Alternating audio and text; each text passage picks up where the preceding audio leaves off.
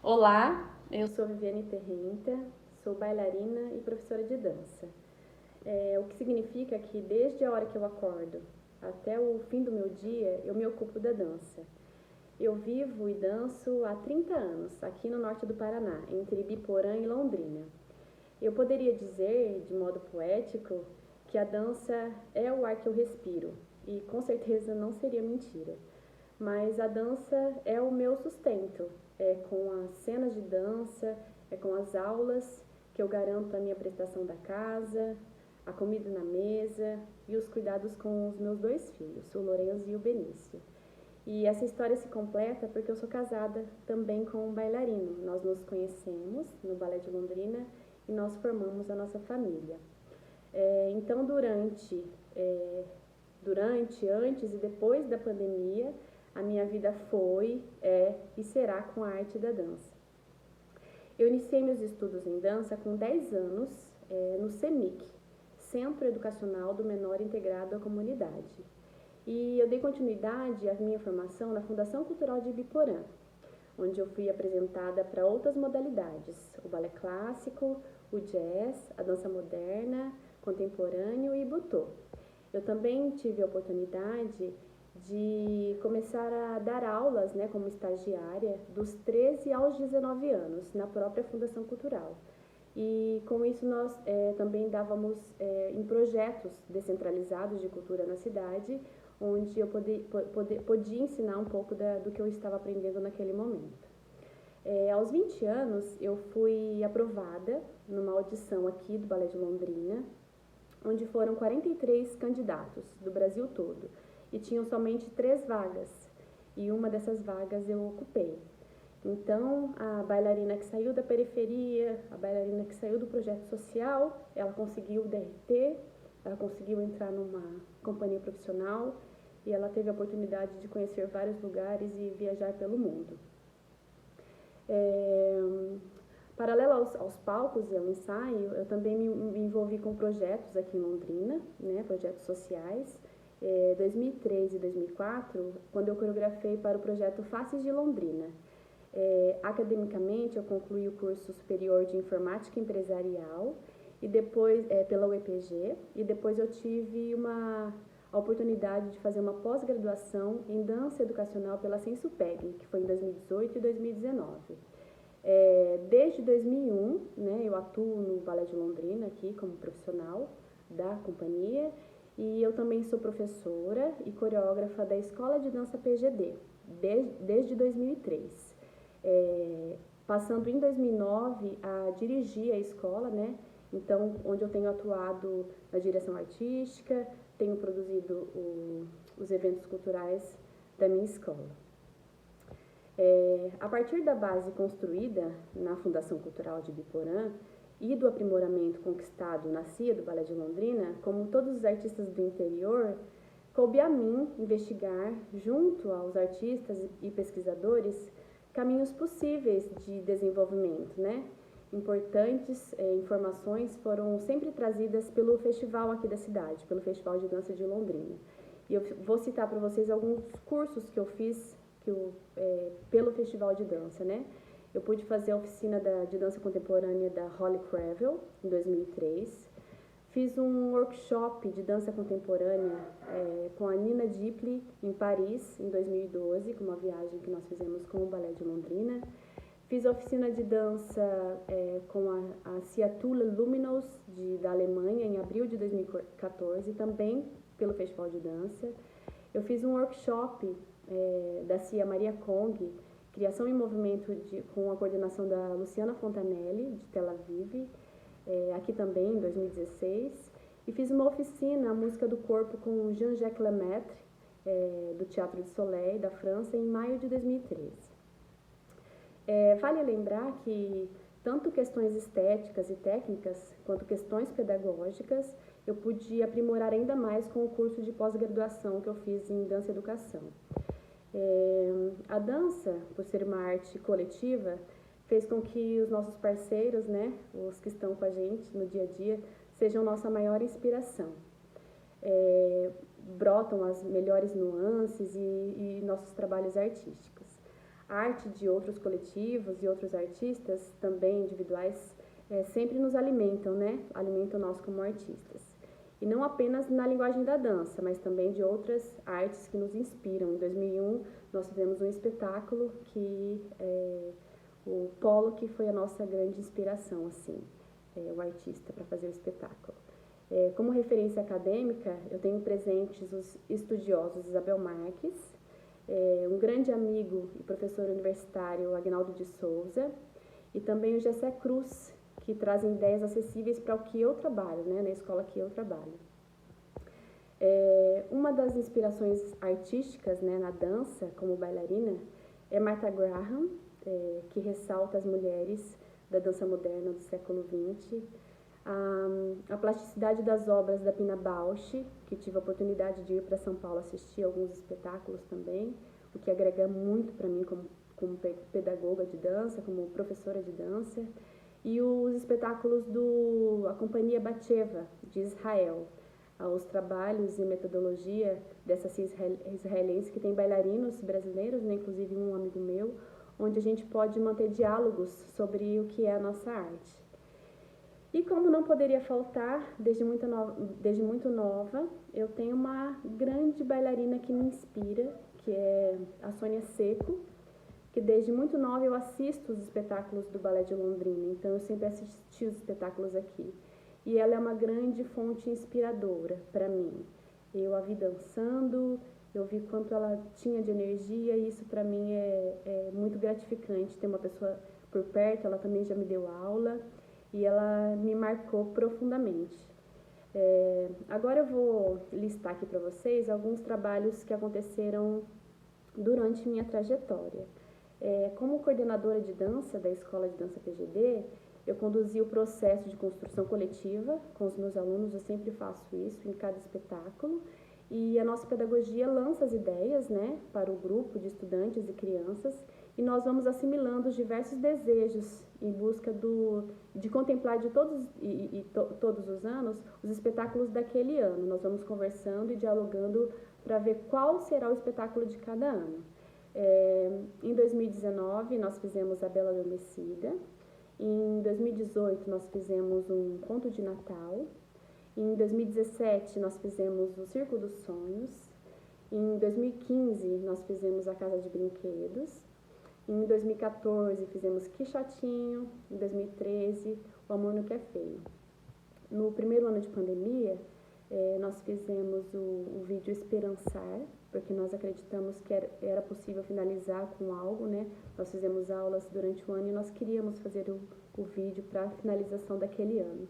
E 2020, também no segundo ano de pandemia, nós fizemos a Dança do Sapateado, que já tinha voltado às aulas presenciais, e nós resolvemos fazer o espetáculo na escola mesmo, porque os teatros não estavam ainda abertos, e nós fizemos o espetáculo na própria escola somente para os pais, né, com todas as medidas de segurança, com tudo correto. Como encenadora, eu tinha também, quando tem os espetáculos, né, eu tinha necessidade de conjugar o cenário, a música e a dança. Sendo assim, em todos, eu consegui realizar o planejamento para a criação dos cenários e adereços, e também orientei para a criação dos figurinos. Eu ajudava os figurinistas para a gente falar com a mesma ideia, né, o que a gente queria como espetáculo.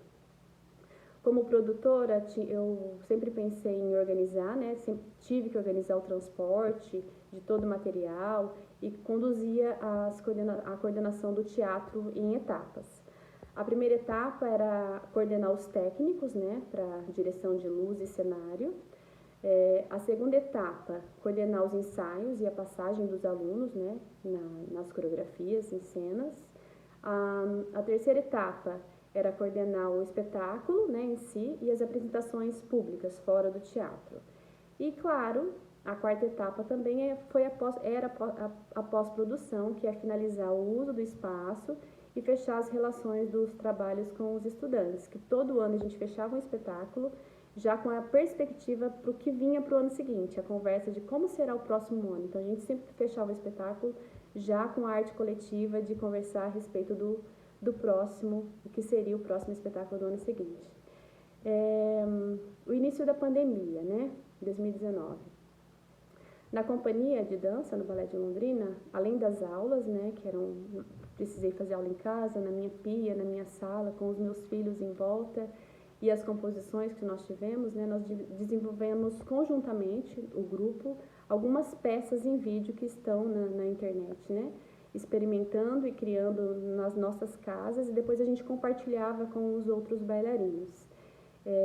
Quando a gente pôde voltar ao presencial, claro que com todas as medidas sanitárias adequadas, nós resgatamos o ateliê coreográfico, que foi alguns ex-bailarinos e alguns bailarinos que criamos, né, esse ateliê coreográfico para o Balé de Londrina, e onde eu atuei também de modo colaborativo na produção, no figurino, na direção, na coreografia, e revezava a posição também de ensaiadora com outros colegas, e eu atuava em algumas cenas que eram dirigidas por outros amigos da companhia. O início da pandemia, também com relação aos meus alunos e à minha casa, nós tivemos aquela sensação de paralisia, né? Então foi paralisante. E uma dúvida muito grande a respeito da manutenção da nossa própria vida, minha, dos meus entes queridos, dos meus pais, dos meus irmãos. Então, o primeiro mês ficou entre o susto do desconhecido e a esperança de ser só um mal passageiro, né? Então, logo, o quadro se estabeleceu, nasceu em mim a vontade de levar alento aos meus pais, à minha mãe. E eu tive uma ideia de fazer um alongamento para idosos, né? Uma sequência que pudesse voltar aos corpos idosos.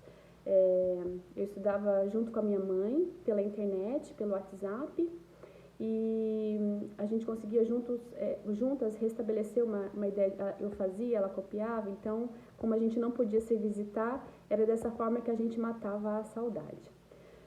Ao mesmo tempo que o Balé de Londrina, a CIA, né, se reinventava, eu tinha que preparar, eu pensava e preparava essa sequência, né, para orientar os idosos, que era a classe que estava mais sofrendo naquele momento.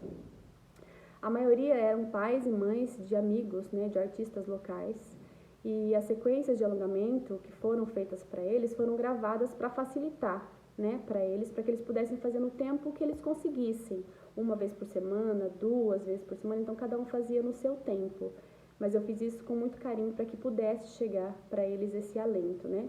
Cada um fez no seu tempo e com um horário conveniente, né? Cada família fazia com conveniência, e os amigos iam me dizendo o que foi acontecendo e como os pais adequaram essa aula e abraçaram e se sentiam com carinho, sabe? Eles sentiam vontade de fazer e sentiam mais um alento de estar com alongamento. Sobre a escola de dança PGD, em seguida eu comecei a desenvolver uma proposta de continuidade, e vendo formas de orientar a escola, que tinha a minha direção, que se eu não pudesse avançar na parte técnica, mas que eu pudesse continuar com o aprendizado conquistado, né? Porque parecia que a dança podia escorregar do corpo. E eu senti em mim a necessidade de dar alento às minhas crianças também, para que elas pudessem se sentir acolhidas mesmo estando de longe. Então, eu tentava passar sequências que fossem mais próximas, que elas pudessem, dentro do espaço que elas tinham, que elas pudessem continuar com a técnica, mas que elas se sentissem acolhidas por mim como professora. Paralelo a isso, claro, como todos nós tivemos que aprender a conhecer as plataformas de trabalho online, principalmente o Zoom e o Instagram, né, para recuperar algumas formas de trabalho também. Eu tive que aprender tudo novo, né, como para todos nós foi tudo novo. Eu tive também o contato de uma aluna que tinha parado há muitos anos de fazer dança, e agora, no início da pandemia, os pais me procuraram porque ela sentiu na dança que ela podia ter essa vontade de poder ficar no isolamento de uma forma mais prazerosa. Então, é uma ex-aluna que me procurou no início da pandemia para que eu pudesse oferecer a dança novamente para ela online. As aulas de dança, né, na escola de dança PGD, foram aulas de balé e jazz, né, com exercícios que não podia fugir dos princípios técnicos e expressivos da linguagem, mas sobretudo eu buscava a sensação de presença, porque eu queria dar segurança, queria dar autoestima para as minhas crianças e para os corpos que precisavam daquele momento, né? Precisavam da professora naquele momento. Um aspecto que eu achei bastante importante também foram as iniciativas emergenciais aqui na nossa cidade, né? Que tanto também estadual e nacional, pois nós, os artistas, tivemos que olhar para os demais, né? Em suas necessidades. E isso fez com que nós pudéssemos ter mais maturidade. Em Londrina, muitos debates foram realizados e a classe artística foi ouvida. Em regra geral, assim, todos nós buscando dar suporte a todos e resgatando as nossas utopias. E o sentido primeiro, assim, de fazer a arte, né? Como que era fazer essa arte? A sinceridade, a contestação, o debate e a superação dos nossos problemas. Como não havia por onde fugir, nós tivemos que aprender. Isso foi necessário, não foi bom, mas foi necessário. Muitos de nós podíamos ser poupados, mas enquanto artista eu tenho minha consciência e as minhas necessidades. Estamos numa etapa de recolha, né, de sobrevivência e de cuidado com todas as pessoas. E eu me questiono, toda crise pode ser aproveitada pela arte? Esses tempos trouxeram até este questionamento. Eu, como artista e arte educadora, professora de dança, me vi diante de uma geração de crianças e adolescentes vivendo uma situação desesperadora. Eu sei que existe um recorte social e que algumas classes foram muito desprivilegiadas, mas eu tinha uma responsabilidade inicial com aquele grupo de crianças, com aquele grupo de adolescentes que me procuraram para fazer dança. Né? No início da pandemia eu tinha 90 crianças, pequenos grandes artistas, né? E que agora sofriam com um atestado nunca ter visto nem pelos seus pais, né? Crianças e adolescentes ficaram sem esperança e antes mesmo de entrar na vida adulta. E pensando nisso que a gente viveu naquele ano, nós tivemos a ideia de fazer um vídeo, o Esperançar, que foi também arte coletiva, nós sempre conversamos bastante, então a gente fez as aulas durante aquele ano e falamos, vamos finalizar esse ano, mesmo com toda a dificuldade, nós vamos fazer. Eu passei uma sequência para elas por vídeo, elas mesmas gravaram em casa, enviaram para mim e 3 delas puderam fazer presencial, os pais autorizaram com todas as medidas e nós fizemos o vídeo Esperançar. E eu vou ler o poema que nós criamos juntas para vocês. Esperançar. A vida sempre em movimento parou. O isolamento foi necessário e as vozes e risadas no pátio cessou. O que parecia ser uma curta pausa se alongou. Foi tempo de parar, respirar, reaprender. Não podemos mais dançar juntas na mesma sala, mas continuamos dançando juntas atrás das telas. O quarto virou sala de aula, a cadeira virou barra, afinal, a dança não para. Dançar acalma a alma, alegra a vida, ensina, porque aqui no PGD não dançamos com o corpo, mas sim com nossos corações. E uma delas, uma das minhas bailarinas, das adolescentes, passou por um processo de depressão profunda e ela também pediu para levar o violino dela para fazer a cena. E o violino trouxe voz, a cena dela trouxe voz, a coreografia, e ela fez do violino o seu corpo e interpretou e fez. É um trabalho muito simples, mas que foi muito desafiador para mim e para as minhas crianças, principalmente porque quisemos que fosse uma passagem para que a gente procurasse a superação. Atentando e sempre buscando, né, esclarecimentos, eu estou tentando realinhar os exercícios ainda e pensando de forma de interação segura, porque a arte e a vida são encontros. Muita coisa acontece em 2 anos e meu filho mais novo nasceu durante a pandemia, então eu tive que apresentar para ele um mundo que eu mesmo desconheço, que eu não conheço, o que eu vivi. Então, ir para a rua, ir à piscina, mostrar para ele o que era um padedê, poder brincar com eles, se tornaram coisas perigosas. E eu vou finalizar o vídeo falando também da minha vida, sobre o meu nascimento. A minha mãe é uma mulher simples, que nos anos de 1980, ela teve o 4º filho, que foi eu. E quando eu nasci, ela não tinha condições financeiras, onde não sabia o sexo do bebê. E a enfermeira me tirou de dentro dela e disse: a senhora está esperando o quê? Aí minha mãe falou assim: um menino, porque eu já tenho 3 meninos, então eu acredito que seja um menino. Aí a enfermeira falou assim: a senhora acabou de ganhar uma princesa, uma menina.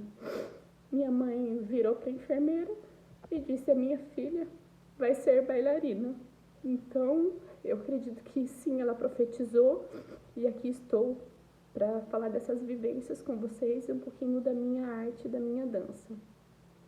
E para finalizar de uma forma bem clichê, mas acreditando nas palavras, que a arte aponte uma resposta, mesmo que ela não saiba, e que a gente chame a atenção e a responsabilidade para que tenhamos governantes capazes de cuidar do nosso povo.